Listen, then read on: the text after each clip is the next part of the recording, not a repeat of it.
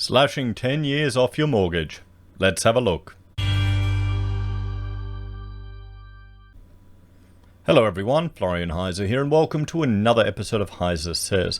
Grab your stein of coffee and let's have a look at this article from Yahoo Finance, written by Nicole Peterson McKinnon, a contributor, about how to slash 10 years off your mortgage virtually for free.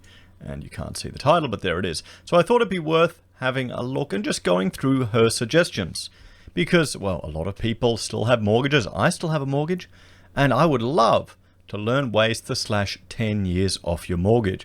But what concerns me with some of these suggestions from the people that, well, they require a lot of self-control that some people don't have. So I'm going to have a shot of coffee. And yes, if you've been watching yesterday, my month of no coffee kind of lasted one day. But I'm still doing the carnivore. I drink the coffee straight black, so it doesn't make any difference. And also saving money on milk fees, guys. Every penny can go off your mortgage.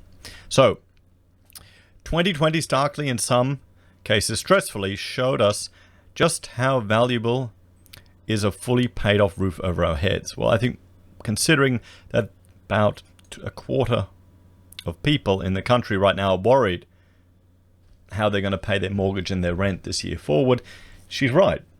She's 100% right. Having a home that you fully own, not mortgaged to the bank, is, significantly stressless or stress-free or lower stress.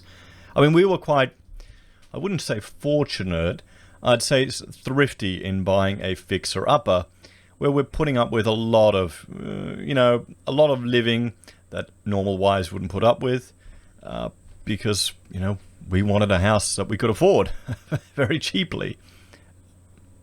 So that means my stress is lowest than it's ever been. But if you're spending a fortune on houses, property's gone up since I bought a few years ago, and it's just insane how it just keeps getting more and more expensive. So it means no matter what happens to your job, your health, you have a home to live in. And all you need then is enough money to live on. She's right. And this is why people who retire are better off. If they have a house, they just need enough money to live on. And you can really scrape by really cheap if you have to. There are so many things which are a luxury that you don't realize until you've kind of gone through it real tough. I'm hoping that the challenges of last year for some people, the financial slap in the face, may be enough to wake them up. I mean, for us, we were just stuck in the rat race. We had our business, we had our staff, and for us, it was a client saying, ending a big job finish. That was $500,000 worth of work that I'd lined up for the next 6 months. So that was a big hit because I'd put all the energy in working that one client, and I had all these costs associated, tied up with it, and the project disappeared. And that's what can happen. And for us, that was the big wake-up call, and it really forced me just to sit down and have a look at everything. That's why I've scaled back the business so much. Why it's just Rachel and I now. Why we work from home. I've gotten rid of the office. I don't need those expenses. I even started a new business where I was renting out my point cloud scanning equipment. So I'd invested tens of thousands in this equipment. And I thought, okay, how can I leverage this? We wanted to do the scanning for people, but architects really weren't too keen on using the tech. So I decided to rent it out. And, there's another income stream there. So often you need to be given permission, actually. And sometimes that's a big shock to your system that's required. Something that could be quite stressful and tough, but it could be the best thing in the long run. So, but too many people believe the only way to repay a mortgage early is hard and expensive slog. They don't realize there are 4 ways, almost at no cost, to get debt-free more than 10 years earlier. So let's see these 4 steps. Step 1, up stumps, but still stump up. Okay, what's that mean? Thanks to the pandemic shutdowns and temporary home loan slowdown, there is an interest rate war going on out there. Yes, you can get a discount of an average of 92 basis points from an existing Big 4 bank lender right now, says Data House Mozo, for an average advertised variable rate of 4.51% to a discount rate of 3.6%. However, not only will you be will you have to be on a home loan package and pay a steep annual fee of usually $300, but this rate won't come close to the new cheapest loans anyway. Today, you can get a quality loan, importantly, not a cheap and cheerful one, for just a little more than 2%. And your interest rate is everything when it comes to repaying a home loan for less. But the genius strategy is what I call up stumps but still stump up. So you switch to the best deal and simply keep your repayments the same, okay? So just reducing your interest. I mean, this is good advice. I would encourage people to just ring the bank and ask for a discount. Do it every quarter. Do it every month. I did it for every month, and I calculated 1 month. The phone call probably would only save me $80 on my mortgage for that, for that month. Or no, not for that month, for that year. But I didn't care because, you can be wait on hold while you're working. Every bit helps.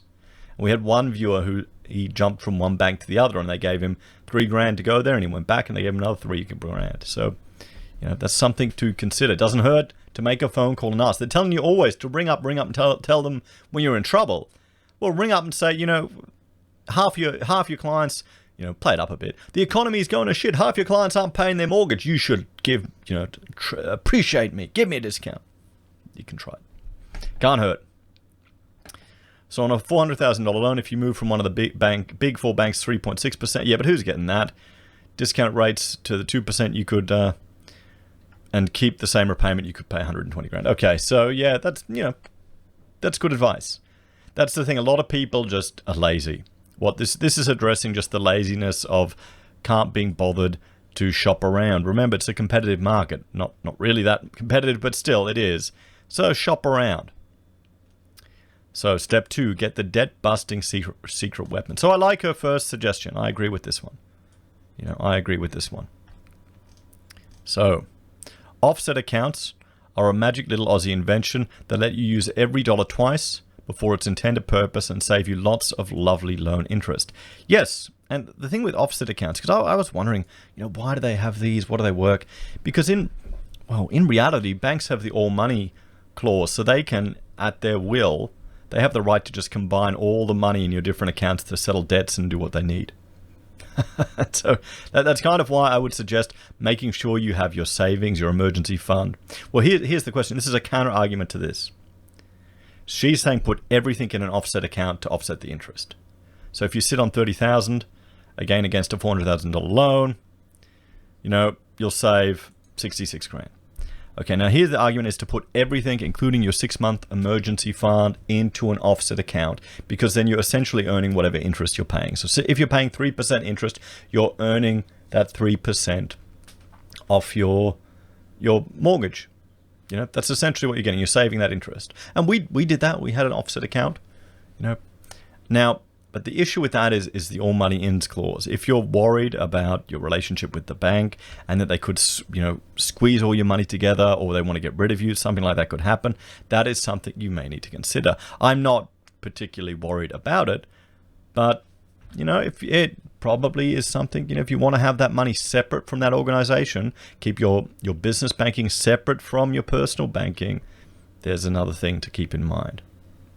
So that's the opportunity cost of having that $30,000, that 6 months emergency fund in another bank, maybe earning, let's say my ING, I'm getting 1.35 if I stick it in there, as opposed to my mortgage where I'm getting, 1.99. So that opportunity cost of having it sitting there rather than having an offset account, or an offset account of 3%, which is more realistic because I don't get one with a fixed rate, that 1.75% difference in interest, that's the opportunity cost for that peace of mind and having that money separate. So you need to understand that, I doubt it can ever happen, but I have heard stories of brokers where they've just said, shut everything down, we don't want to be part of your business anymore, get out of this bank.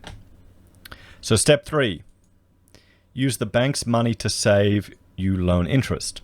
You can also use the bank's money to save even more interest with my offset on steroid strategy.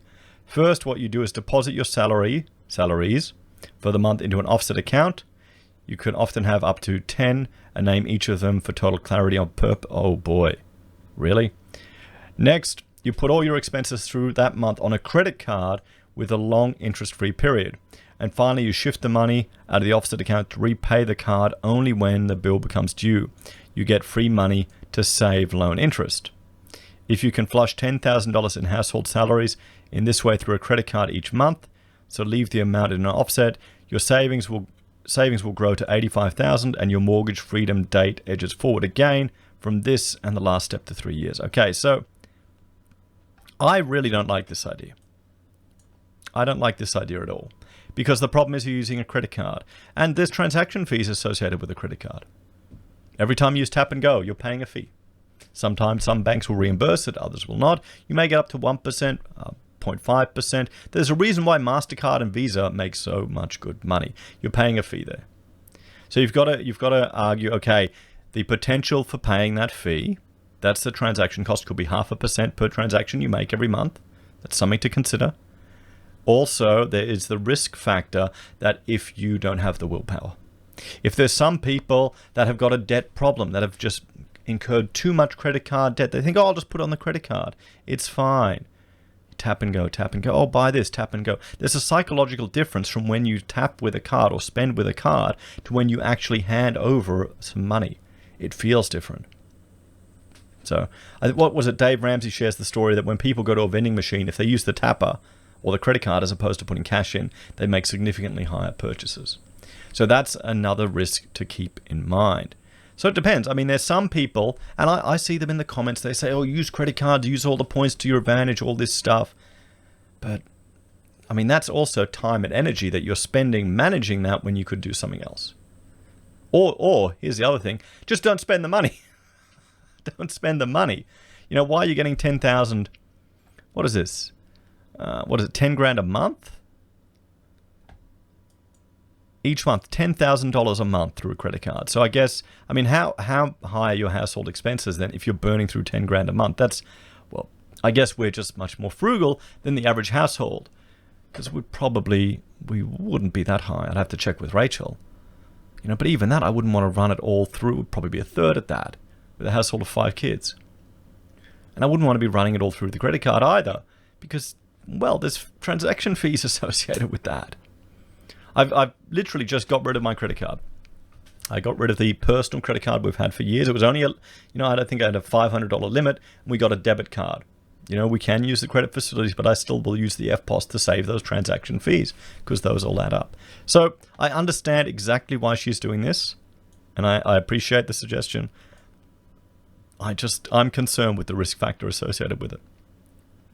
And then, is it worth it when, say, what if you're only running $2,000 a month through the household, or $3,000 a month? You know, we'll buy meat in bulk twice a year, so then we'll have big payments. But yeah. So, number 4, make your repayments fortnightly. This is a quirk of the Gregorian calendar. There are 12 months in a year, but not double that number of fortnights, 24, but 26. That means if you simply make half your monthly repayments fortnightly, you'll get a whole month ahead. I can almost see people's hangover heads exploding all over the country. The saving another $48,000 in 3.5 years. Just realize that you are making extra repayments with this step, $90 a fortnight. But if times are tight and you want to use step 3 and keep paying monthly for your preference, in 2021 it's totally possible to work the banking system for no or low cost to get debt-free more easily and early. Well, I would recommend, I did weekly payments on your mortgage, guys. You know, it just becomes how you handle your cash flow. So, you know, this is from Nicole from Smart Money. Now, you know, okay, that's great advice. Just increase the frequency of your payments. You know, go weekly, and then you're making 52 payments a year. Make additional payments. I mean, this is what all it is just, I don't like this one. I don't like the credit card one, because there is an element of risk there that people who don't have the self-control, you know, if you have the self-control and you can manage it, fine. But if you're in debt and your credit card balloons out and you're at risk of making impulse payments, that's something you have to understand. That's a risk there. I just wouldn't avoid it. And I don't like the transaction fees, because I think the savings, you know, and use cash or a debit card. Just don't spend as much. You know, stop spending 10 grand a month, 120 grand a month on household expenses. So what do we have? The debt busting secret weapon and offset account. Yeah, that's great, but you may want to consider having your emergency fund completely separate from that offset account, just in case. That's up up to you. So you need to think about the opportunity cost there. But otherwise, good, do it, save that interest. And finally, talking to your bank and getting the best deal. Yeah, now's the time. Now's the time to do it. Play one off the other. Even just pick up the phone. If you can't be bothered shifting, pick up the phone and say, oh, what can you do for me? Can you give me a better deal?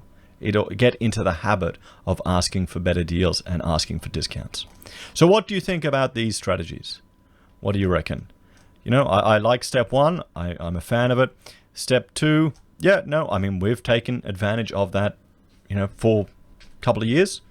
Now we've actually gone fixed because, well, we're about to do a big renovation on our house. So I just said, you know what? I'm just going to go to the 199%, fix that mortgage, and then everything else is just going for those renovation costs because we're essentially doubling the footprint of our house because our family's so big. That was the plan. That's why you buy an all Queenslander, so you can lift it up. But otherwise, I do like these type of accounts, these offset accounts. But be aware of the all money in clause. Using the bank's money to save on your loan interest. I'm not a fan of that one just because of the potential risk to blow up your credit card. That requires a lot of willpower. So you've got it. You would know yourself if you're capable to take advantage of that. I can't be bothered. I'd rather not think about it. Okay, sure, it can maybe save me a little bit more. We're not going to flush that much through the credit card on a monthly basis. If I can help it, I don't want to spend that much. I'd rather just sit that money in an offset account. Just cut down your costs, guys. And make your repayments fortnightly. I'd even make it weekly. I was asking the bank if I could do it daily.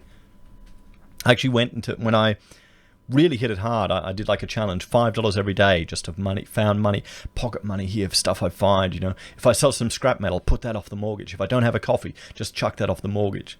You know how they're doing these little apps with the rounding up thing? Do the same thing with your mortgage. You can pay more, you can put money off it whenever you want. You just transfer it there.